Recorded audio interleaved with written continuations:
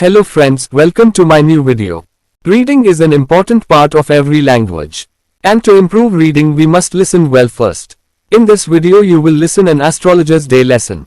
Pay attention on words pronunciation.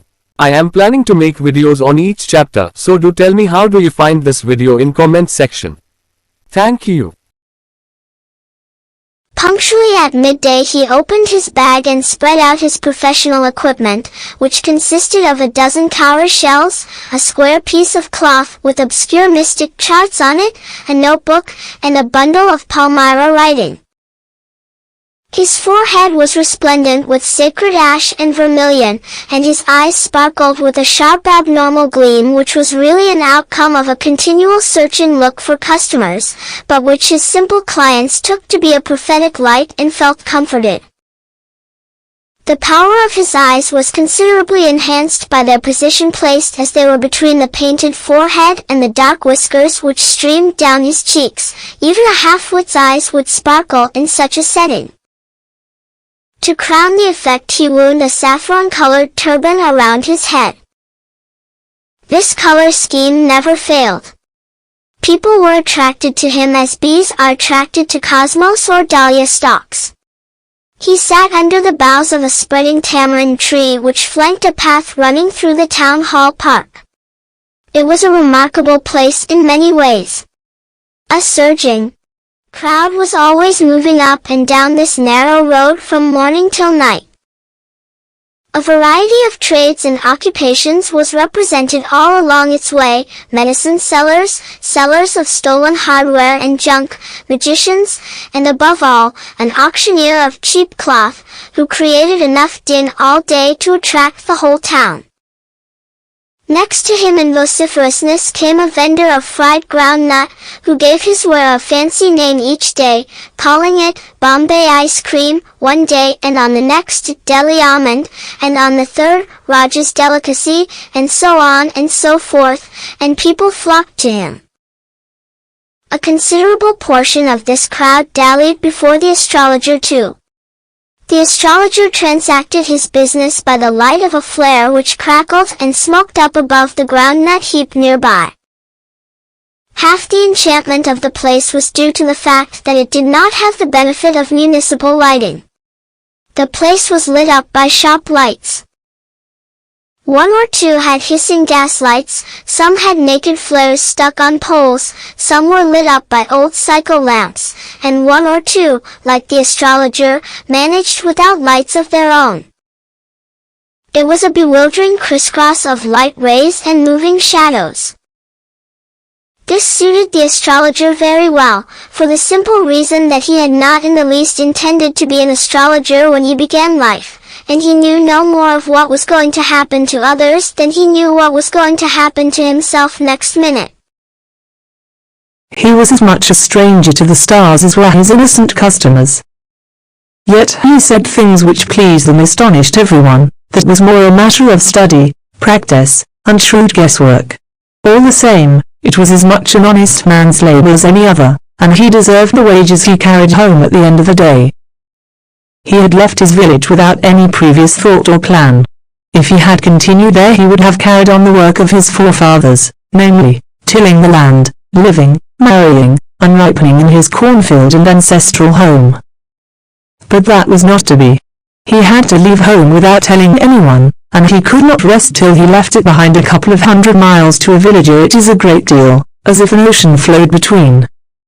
He had a working analysis of mankind's troubles, marriage, money, and the tangles of human ties.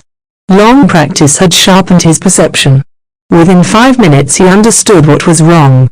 He charged 3 pies per question. Never opened his mouth till the other had spoken for at least 10 minutes, which provided him enough stuff for a dozen answers and advices. When he told the person before him, gazing at his palm, "In many ways you are not getting the fullest results for your efforts," 9 out of 10 were disposed to agree with him. Or he questioned, "Is there any woman in your family, maybe even a distant relative, who is not well disposed towards you?" Or he gave an analysis of character, "Most of your troubles are due to your nature. How can you be otherwise with Saturn where he is? You have an impetuous nature and a rough exterior. This endeared him to their hearts immediately, for even the mildest of us loves to think that he has a forbidding exterior. The nuts vendor blew out his flare and roused to go home. This was a signal for the astrologer to bundle up too, since it left him in darkness except for a little shaft of green light which strayed in from somewhere and touched the ground before him. He picked up his cowrie shells and paraphernalia and was putting them back into his bag when the green shaft of light was blotted out. He looked up and saw a man standing before him. He sensed a possible client and said, "You look so careworn. It will do you good to sit down for a while and chat with me." The other grumbled some reply vaguely. The astrologer pressed his invitation, whereupon the other thrust his palm under his nose, saying, "You call yourself an astrologer?"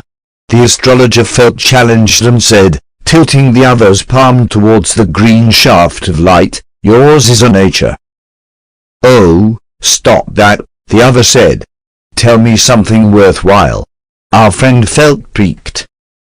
"I charge only 3 pies per question, and what you get ought to be good enough for your money." At this the other withdrew his arm, took out an An, and flung it out to him, saying, "I have some questions to ask. If I prove you are bluffing, you must return that An to me with interest. If you find my answers satisfactory, will you give me 5 rupees? No. Or will you give me 8 annas? All right, provided you give me twice as much if you are wrong," said the stranger. This pact was accepted after a little further argument. The astrologer sent up a prayer to heaven as the other lit a cheroot. The astrologer caught a glimpse of his face by the matchlight. There was a pause as cars halted on the road, Jatka drivers swore at their horses, and the babble of the crowd agitated the semi-darkness of the park. The other sat down, sucking his cheroot, puffing out, sat there ruthlessly. The astrologer felt very uncomfortable. "Here, take your Anna back. I am not used to such challenges. It is late for me today." He made preparations to bundle up. The other held his wrist and said, "You can't get out of it now. You dragged me in while I was passing." The astrologer shivered in his grip and his voice shook and became faint. "Leave me today. I will speak to you tomorrow." The other thrust his palm in his face and said, "Challenge is challenge. Go on." The astrologer proceeded with his throat drying up. "There is a woman." "Stop," said the other. "I don't want all that. Shall I succeed in my present search or not? Answer this and go.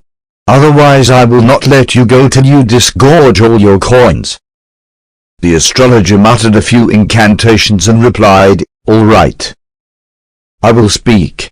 But will you give me a rupee if what I say is convincing? Otherwise I will not open my mouth, and you may do what you like." After a good deal of haggling, the other agreed.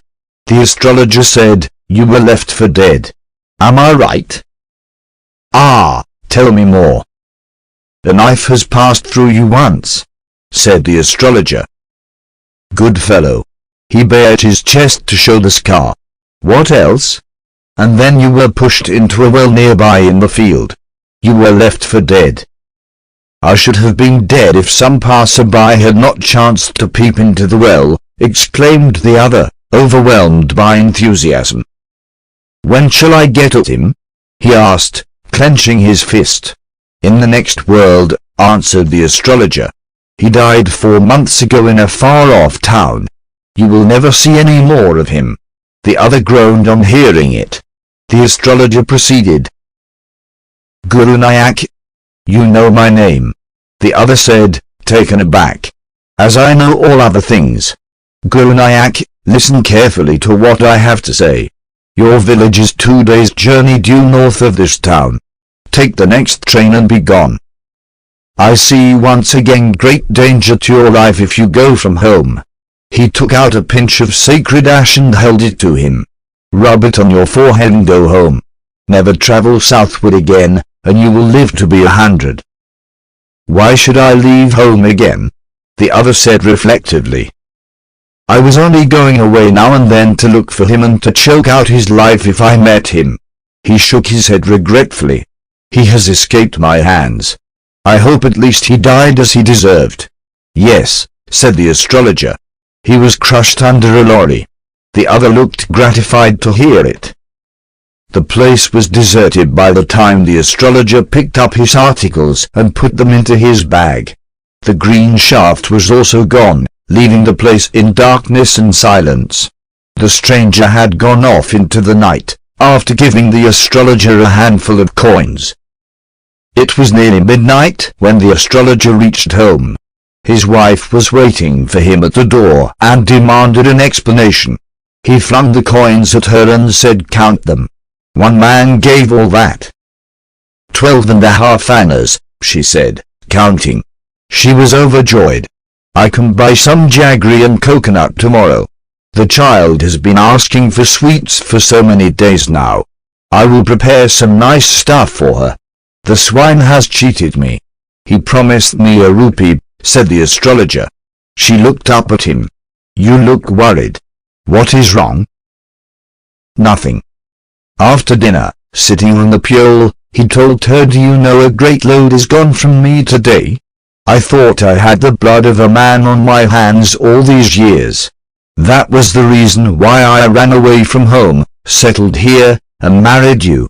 He is alive." She gasped. "You tried to kill him?"